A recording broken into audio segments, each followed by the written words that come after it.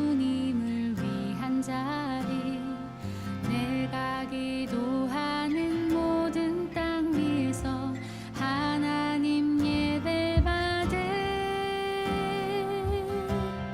그날을 고대하네. 우리는 주의 움직이는 교회, 이곳은 주님을 위한 자리. 자, 시간이 되었습니다. 우리 함께 신앙 고백함으로 하나님 앞에 청년부 예배 드리도록 하겠습니다. 함께 신앙 고백하겠습니다.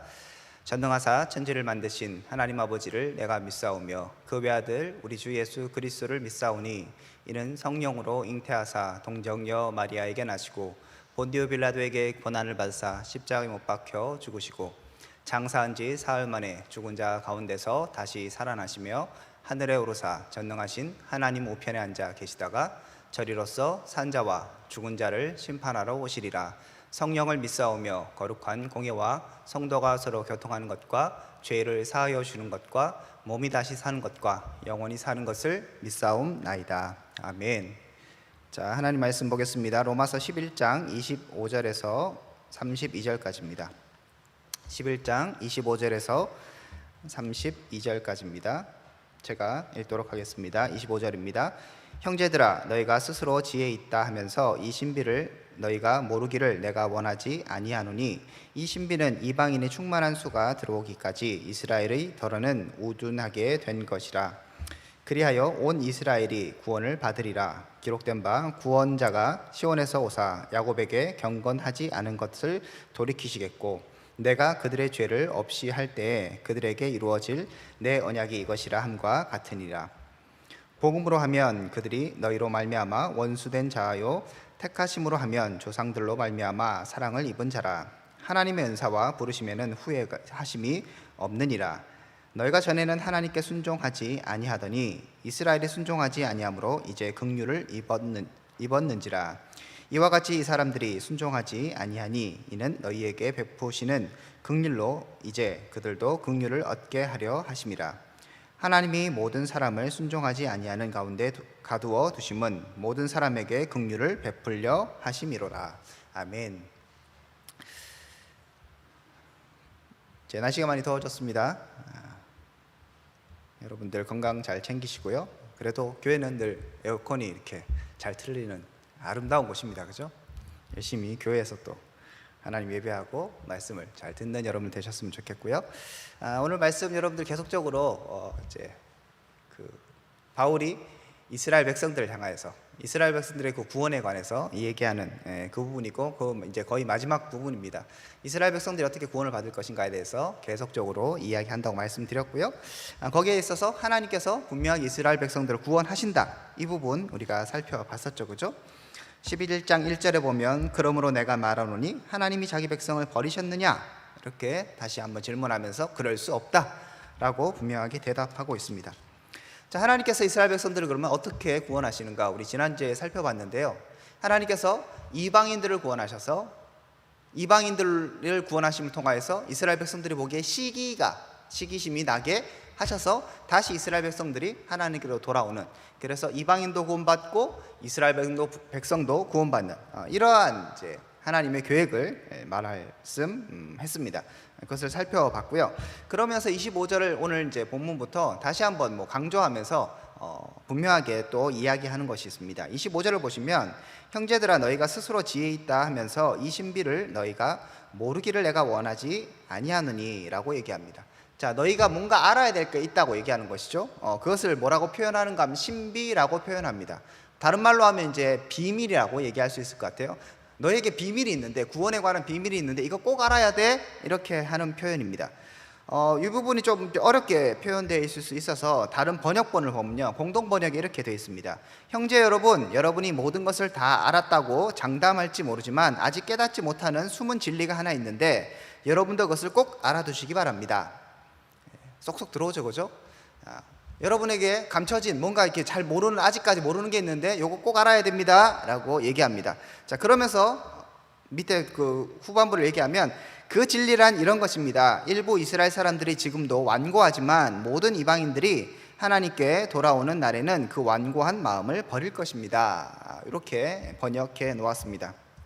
그러니까 하나의 비밀이 있는데 감춰진 비밀이고 이것은 다른 말로 표현하면 신비로운 것이다 라고 얘기하는 것이죠. 자, 이것을 너희가 꼭 알아야 된다고 얘기합니다. 그래서 우리가 지난주에 잠깐 봤던 것처럼 뭐 이스라엘 백성들이 구원을 받든 안 받든, 그래서 뭐 이방인들이 구원 받든 안 받든 시기심이 날 거 뭐 그런 것까지 없는 것 같은데, 이런 생각들도 우리가 했었는데, 하지만 바울은 계속해서 이걸 알아야 된다, 중요한 문제이다라고 계속 우리에게 강조하죠. 성경에서 알라고 하면 알아야 되겠죠, 그죠? 별로 알고 싶지 않아도 알아야 됩니다. 그래서 살펴봐야 되는 것이고요. 자, 이 신비가 무엇인가 하면, 이 신비는 25절에 보니까 이방인의 충만한 수가 들어오기까지, 무슨 얘기인가 하면, 바꿔 얘기하면 이방인들이 완전히 구원받기까지, 자, 그렇게까지는 이스라엘 어떤 상태에 있다는 것입니까? 더러는 우둔하게 되었다. 이건 바꿔 얘기하면 하나님을 대적하고 예수님을 믿지 않는 그 상태에 하나님께서 놔두시겠다는 거죠. 자, 이방인들이 구원받기까지는 이스라엘이 이렇게 하나님을 잘 섬기지 않고 제대로 하나님 말씀 따라 살지 않는 그 상태가 있게 될 것이다 라고 얘기합니다. 자, 26절에 보면 그리하여 온 이스라엘이 구원을 받으리라 기록된 바, 구원자가 시온에서 오사 야곱에게 경건하지 않은 것들을 돌이키시겠고 내가 그들의 죄를 없이 할 때에 그들에게 이루어질 내 언약이 이것이라 함과 같으니라. 자, 그러면서 분명하게 하나님께서 예언해 놓으시기를, 이미 말씀해 놓으시기를 이스라엘 가운데 구원이 있겠다는 것들을 분명히 이야기하십니다. 자, 그런데 그 구원은 앞에서 그 신비, 그 비밀은 당분간은 뭔가 이렇게 멈춰져 있다고 할까요? 이방인들이 구원받는데 하나님께서 더 집중하시겠고 이스라엘 백성들에서 일단 놔두겠다라고 지금 얘기하시는 겁니다. 그러니까 지난주에 살펴봤던 것처럼 이방인이 구원받으면 그 다음에 이스라엘 백성들 시기가 나겠죠. 자, 시기가 나면서 다시 하나님께로 돌아오는 그런 과정을 어떻게 보면 다르게 또 설명한 것이라고 볼 수 있겠습니다. 자, 뭐 이 부분을 우리 뒤에서 계속적으로 좀 살펴보면, 이렇게 하나님께서 계속적으로 이스라엘 백성을 구원하시는 이유, 그리고 이것이 신비인 비밀, 사람들이 깨닫지 못한, 우리 이제 구원받았구나, 우리는 이방인들이잖아요. 그러니까 내가 이방인으로서 우리 구원받았구나, 이스라엘 백성들 보니까 하나님 말씀대로 살지 않네, 믿음으로 살지 않네, 그럼 저 사람들은 어떻게 될 것인가, 저 사람들은 구원 못 받겠네, 이렇게 단순하게 생각하는 것에서 분명한 비밀이 있고 신비가 있는데, 하나님은 그렇게 단순하게 일하시지 않는다는 것이죠. 그 이유를 한 가지를 분명히 드는데 뭐냐면 11장 29절입니다. 11장 29절에 이렇게 얘기하죠. 하나님의 은사와 부르심에는 뭐가 없다? 후회가 없다고 얘기합니다. 자, 하나님께서 누구를 부르셨습니까? 이스라엘 백성을 부르셨죠. 하나님께서 선택하셨습니다. 그래서 이스라엘 백성들은 선택된 백성으로서 지금까지 내려오고 있습니다. 자, 그 사람들에 대해서 하나님은 후회가 있다 없다? 없다는 것이죠. 지금은 이스라엘 백성들이 하나님을 제대로 믿지 않고 있어요. 그러면 우리가 생각하기에, 인간적으로 생각하기에는 저놈들 잘못 선택했네, 참 이놈들 이렇게 말을 안 들을 줄을 차마도 몰랐네, 이렇게 생각할 수 있는데, 하나님의 선택에는 후회하심이 없다는 것이죠. 하나님은 모든 것을 알고 계시고 하나님은 모든 것을 또 회복하고 완전하게 하실 수 있는 능력이 있으신 분입니다. 여러분, 후회는 왜 하죠? 자, 내일 시험이에요. 모 자매가 내일 시험이라고 집에 갔다 하고 그 정보를 들었습니다. 시험이에요. 그러면 여러분들 뭐 공부를 열심히 해야 되는데, 공부를 열심히 뭐 안 하거나 혹은 뭐 아팠거나 여러 가지 이유로서 시험을 못 쳤다고 칩시다. 그러면 어떤 마음이 들겠습니까? 아싸, 이런 마음이 듭니까? 후회가 들죠, 그죠? 그 후회가 왜 듭니까? 시험을 못 쳤기 때문이죠, 그죠? 그러면 하나님 편에서 생각해 보면, 자, 하나님 편에서 후회가 없다고 얘기해요. 왜 없는가? 이스라엘 백성들이 지금 하나님께 돌아오지 않았어요, 그죠? 그러면 우리 입장에서 보면, 예를 들면 시험 망친 거하고 똑같은 거잖아요. 결과가 안 좋잖아. 그래서 인간 편에서는, 인간들은 후회를 한다는 거죠. 내가 뭐 공부를 열심히 할 걸, 내가 컨디션 조절을 잘할 걸, 그때 내가 2번이라고 써야 되는데 이거 3번 써갖고, 그런 경험 있죠, 그죠? 그때 그거 썼어야 되는데, 이런 거 있잖아요. 그때 그 부분 봤었어야 되는데 그냥 넘겼네, 뭐 이런 후회들을 막 합니다. 그 후회의 배경은 뭐냐면, 그 근간은 뭐냐면 나의 능력 없음이에요. 예상하지 못함이죠. 그러니까 자기가 부족하면 결과물이 그렇게 나오고요, 그렇기 때문에 내가 원치 않는 결과물이 나와서 후회를 하는 거예요. 근데 하나님 어떤 분인가 하면, 능력이 없으신 분입니까? 아니죠. 하나님은 완전하신 분이잖아요. 모든 것을 할 수 있으신 분입니다. 그러니까 하나님은 실수했기 때문에 이스라엘 백성은 저렇게 되는 게 아니에요. 바울의 설명에 의하면 알고 보면 계획된 것이죠. 하나님은 다 계획이 있으신 분인 거죠. 이게 놀라운 거예요. 하나님은 실수해서 그런 결과를 내신 것도 아니고, 능력이 없어서 그런 결과를 내신 것도 아니고, 그리고 예상치 못했기 때문에 그런 결과를 내신 게 아니라는 것이죠. 아담과 하와가 선악과를 먹고 죄를 지었습니다. 인간적인 면에서 봤을 때는 실패예요. 그죠? 사람을 만들어 놨는데 하나님을 대적하는 그런 일들을 하고 있잖아요. 그러면 하나님 입장에서는 후회할 수 있는 거죠. 어떻게 보면 인간적인 표현으로 한다면 후회한다고 표현할 수도 있겠습니다. 하지만 또 반대로 얘기하면, 그렇다면 하나님께서 그 아담과 하와를 회복시킬 능력이 없으십니까? 아니, 있어요. 하나님께서 아담과 하와가 실패할 것들을 모르셨을까요? 아니, 알고 계셨어요. 그러니까 우리가 생각하는 단순하게 이렇게 했기 때문에 이렇게 된다, 이런 단순한 결과가 아니라는 것이죠. 하나님 앞에서 구원이라는 것은 하나님의 모든 컨트롤, 하나님의 모든 계획 가운데 있는 그런 과정 가운데 있는 것이죠.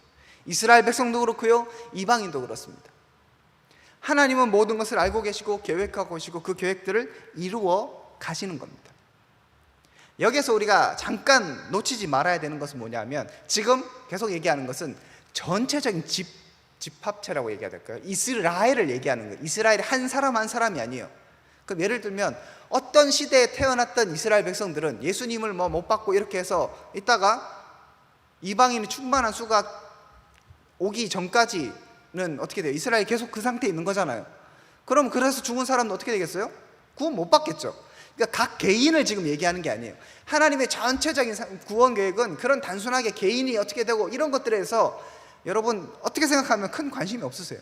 하나님은 이 구원을 하나님의 영광을 위해서 이루어 가시는 분이시기 때문에, 그게 아니고 이스라엘 백성들을 구원하신 하나님, 이방인들을 구원하신 하나님, 그래서 온 인류를 구원하시는 것이 하나님의 계획이에요.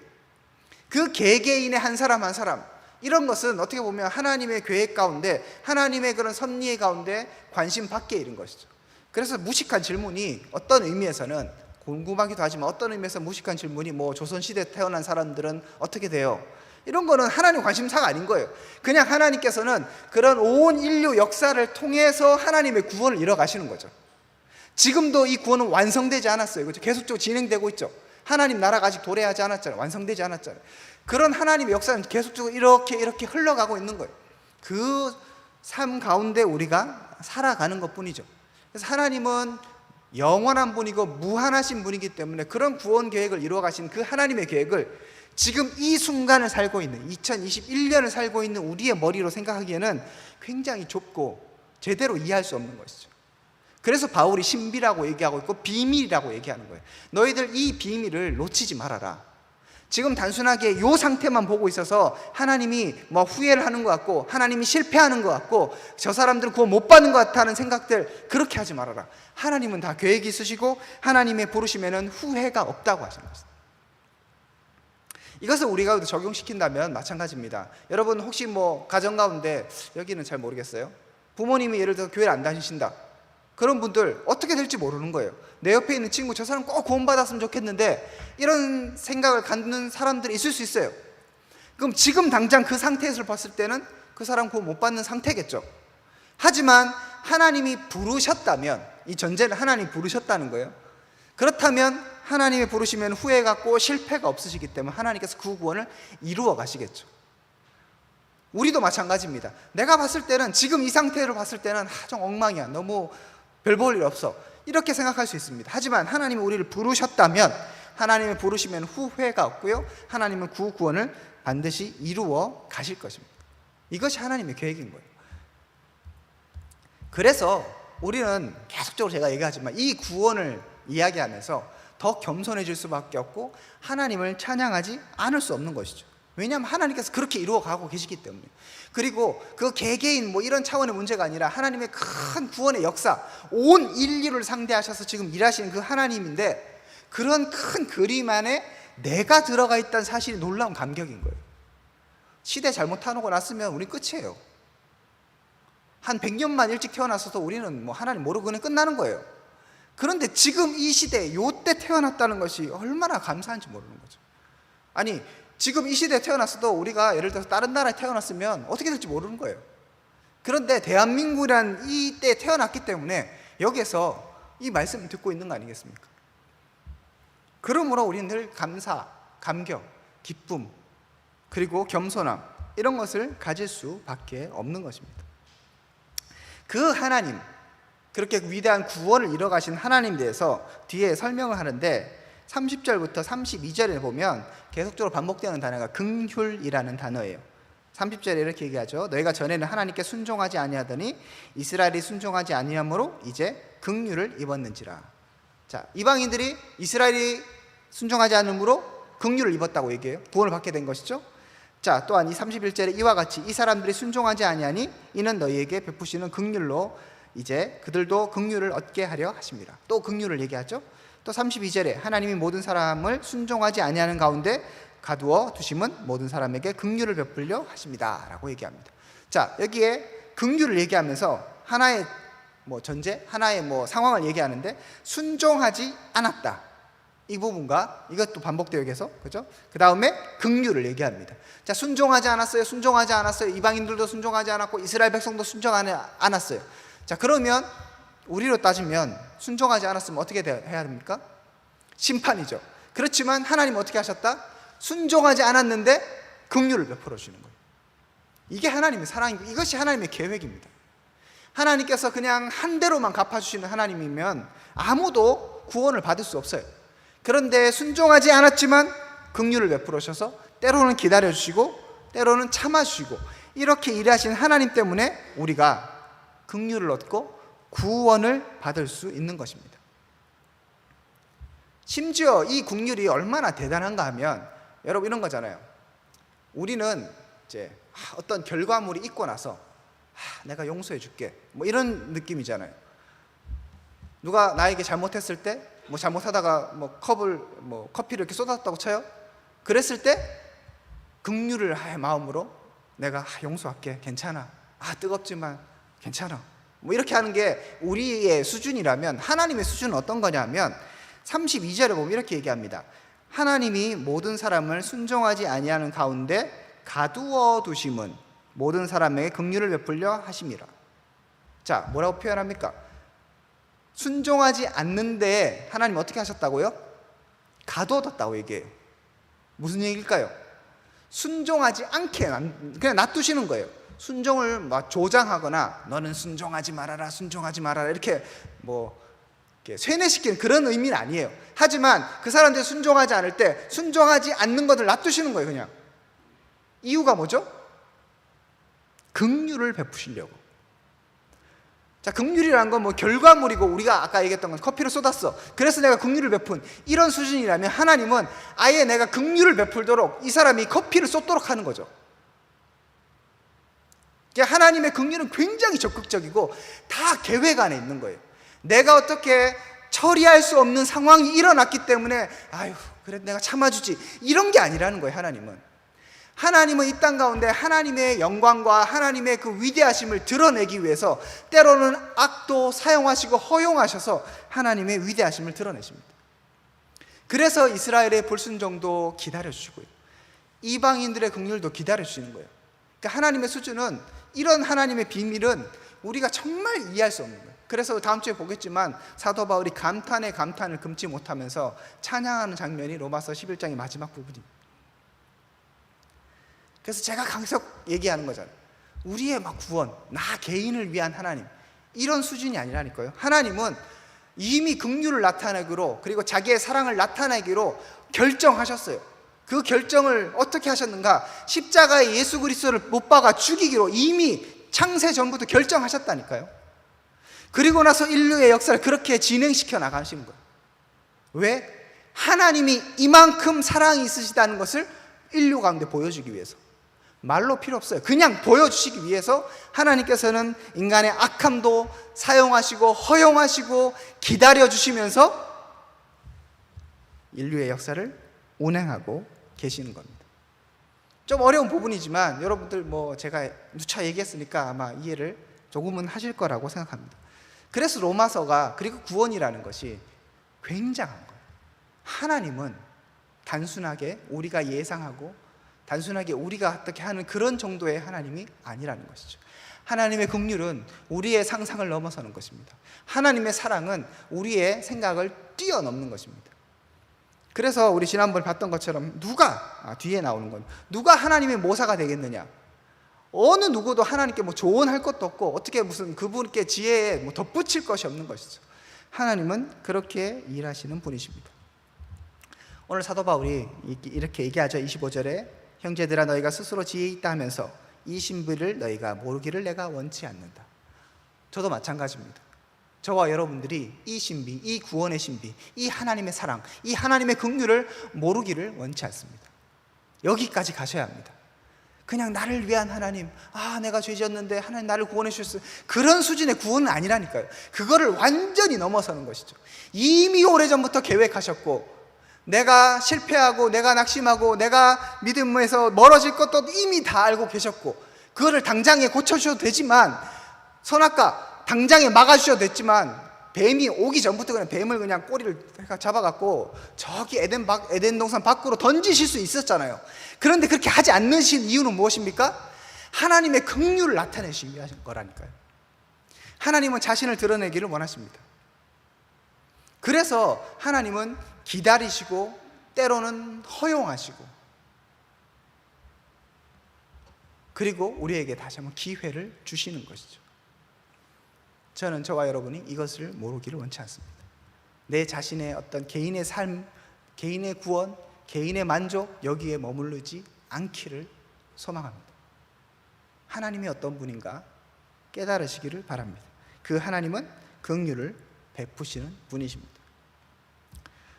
이것을 우리 삶에 뭐 조금 작은 부분에 더 적용한다면, 여러분, 우리가 어려운 이유가 무엇이겠습니까? 대부분은 내가 죄를 지어서예요. 그죠? 뭐 누가 주님 욥처럼 저는 죄를 하나도 안 지었는데 나한테 어떻게 이러실 수가 있습니까? 이렇게 얘기할 사람 아무도 없어요. 그죠? 여기서는 없어요. 그런데 때로는 내가 크게 죄를 지었지 않는 것 같은데 여러분 삶 가운데 문제가 찾아올 수 있잖아요. 그죠? 여러분이 태어났는데 보니까 지금 이 집안에 있어. 근데 그 집안, 여러분의 집안은 지금 다 좋은 집안이고 뭐 부모님도 다 믿고 다 좋은데, 내가 태어났는데 부모님이 안 좋을 수 있잖아요. 부모님 맨날 날 때려. 그럼 내가 죄 때문에 지금 이 가정에 태어난 건 아니잖아요. 이런 것들을 어떻게 설명할 것이에요? 자, 이것을 오늘 말씀에 비춰본다면 하나님의 긍휼과 하나님의 사랑을 나타내기 위해서 하나님께 때로는 우리 가운데 고난도 허락하시고요, 때로는 하나님께서 어려움도 허락하시는 거예요. 그래서 하나님이 어떤 분인가를 깨닫게 하시는 것이죠. 물론 말로 해서 잘 알아들으면 좋아요. 그런데 우리가 그렇게 지혜롭습니까? 그렇지 않습니다. 바보는 당해봐야 아는 거예요. 한만 얘기 들어도, 여러분 자신을 돌아보십시오. 엄마 아빠가 공부하라 그렇게 얘기했잖아요. 했어요, 안 했어요? 안 했잖아. 그러면 공부하는 게 맞아요, 안 맞아요? 몰라서 안 했어요? 아니에요. 공부하는 게 좋은 거 알아. 여러분 뭐 콜라 마시면 안 되고, 뭐 몸에 안 좋은 거 마시면 안 되고, 그죠? 담배 피우면 안 되고, 술 마시면 술 많이 마시면 안 좋고, 맞아요, 안 맞아요? 다 알잖아. 심심하면 기사에 맨날 나와요. 음주는 이렇게 하면 안 되고, 뭐 커피도 너무 많이 마시면 안 되고, 뭐 하면 안 되고, 이렇게 하면 건강해져요, 이렇게 얘기하잖아요. 안 해. 왜 안 해? 몰라서 안 해요? 아니에요. 우리가 다 그런 스타일이에요. 그래서 결국은 건강을 위해서는 가장 극단적인 방법이지만 어떤 게 제일 좋아요? 아파보면 알아요. 어디 하나 부러져 보고, 어디 뭐 이게 손상되면 그때부터 덜컥 겁이 나갖고 안 좋은 거 안 먹고 이렇게 하는 거가 우리의 스타일인 거죠. 하나님 그것을 너무 잘 아시는 것이죠. 그래서 하나님께서는 자신을 드러내실 때 정말 실제적으로 드러내시는 것이죠. 하나님은 사랑이시다. 압니까? 암만 그렇게 하나님 사랑이시다 외쳐도 제대로 알지 못해요. 한데 복음이라는 걸 깨닫고 보면 내가 죄인이고 예수 그리스도가 십자가에 달려 돌아가시고 이런 것들을 역사 속에서 우리가 깨달으면, 하나님이 사랑이시구나 깨닫게 되는 것이죠. 내가 죄가 있음을 깨달으면 깨달을수록, 내가 죄인임을 깨달으면 깨달을수록 하나님의 사랑을 더 깊이 깨닫게 되는 거예요. 하나님은 그렇게 일하시는 분입니다. 그래서 때로는 우리 가운데 어려움을 주실 수 있는 것이죠. 많은 경우에는 아까 말씀드렸던 것처럼 우리가 잘못한 거예요. 그죠? 내가 시험을 못 친 이유는 뭡니까? 하나님의 긍휼을 베푸시기 위함이 아니라 내가 공부를 안 한 거예요. 그죠? 그냥 내가 머리가 나쁜 거예요. 그죠? 뭐 그런 이유가 있는데, 하지만 또 많은 경우에 그런 것까지도 하나님께서 감안하셔서 내가 공부를 안 할 것까지도 다 알고 계시죠. 그죠? 하나님 내가 불순종할 것도 다 알고 계세요. 그러면 내가 시험 전날 하나님 갑자기 뭐 뒤통수를 때리시든지 잠을 싹 달아나게 하셔서 공부가 쏙쏙 되게 하시면 되는데 그렇게 안 하신다니까요. 그 이유는 결국 내가 때로는 그래서 시험을 못 치고 뭐 실패하고 나의 게으름이라 할지라도 뭐 실패하고 어렵고 이렇게 하는 것 가운데 그럼에도 불구하고 나를 이끌어 가신 하나님을 인생 가운데 깨닫게 되는 것들을 하나님께서 기대하시는 것이죠. 그래서 나의 능력이 아니라 하나님의 능력이었구나, 하나님의 긍휼이었구나, 이렇게 알고 하나님을 찬양하도록 우리의 삶을, 우리의 인생을 이끌어 가시는 것입니다. 이 비밀, 이 하나님의 위대한 신비를 우리가 잊지 않기를 원합니다. 오늘도 하나님은 그렇게 일하고 계십니다. 신실하신 하나님께서 여전히 우리 가운데 긍휼을 베풀기를 기뻐하시는 분이시고요, 우리 가운데 사랑을 부어주시기를 원하시는 분이십니다. 그 사랑, 그 긍휼, 그리고 다른 사람들까지도 위하시고 사랑하시고 실패하게 보이는 그 인생까지도 여전하게 긍휼을 베푸신 하나님, 이스라엘 백성들 지금 봤을 땐 실패한 인생들인 것 같지만 여전히 하나님의 부르심에는 후회하심이 없기 때문에, 그래서 누구도 자기 인생도 장담할 수 없고 다른 사람 인생에 대해서도 뭐 함부로 얘기할 수 없는 거예요. 끝은 어떻게 될지 모르는 거죠. 하나님의 계획이 무엇인지 모르는 것이죠. 그래서 우리가 그렇게 겸손한 마음으로 하나님만 바라보고 그 하나님이 주시는 그 지혜 가운데 잠길 수 있는 저와 여러분 될 수 있기를 주님의 이름으로 축복드립니다. 함께 기도하겠습니다. 하나님 감사합니다. 우리 가운데 긍휼을 베풀어 주심에 감사드리며 하나님이 다른 하나님이 아니라 사랑의 하나님에 감사드립니다. 우리가 때로는 부족하고 때로는 연약하여서 하나님 뜻대로 살지 못하는 많은 경우가 있습니다. 그럼에도 불구하고 우리를 이끌어 가주셨고 그 상황 가운데서 긍휼을 베풀기를 그치지 않으셨던 하나님, 우리가 날마다 주님 찬양하며 하루하루 살아갈 수 있도록 도와주시며 또한 이 하나님의 위대한 구원의 역사를 온전히 깨달을 수 있는 지혜도 허락하여 주시옵소서. 이제는 주 예수 그리스도의 은혜와 하나님의 사랑과 성령님의 교통하심이 오늘 말씀을 통하여 다시 한번 주님을 찬양하고 하나님을 기뻐하는 주의 백성들 가운데 지금부터 영원토록 함께 있을지어다. 아멘. 자, 여러분 수고하셨습니다.